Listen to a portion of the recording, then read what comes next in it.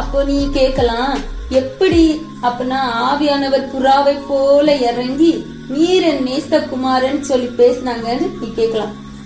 எப்படின்னா, வானம் திறக்கப்படுது, வானம் திறந்த உடனே வார்த்தை வெளி வரல.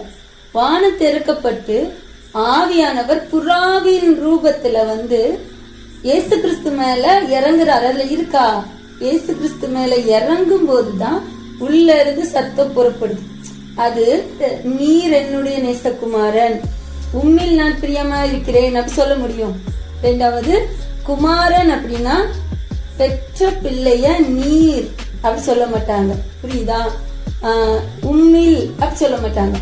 அவர் தேவனுக்குள்ள இருந்த ஆன்மா, அதாவது ஆத்மாவா இருந்ததுனாலதான் அந்த மரியாதை கூடிய வார்த்தை நீர் அப்படின்னு வருது.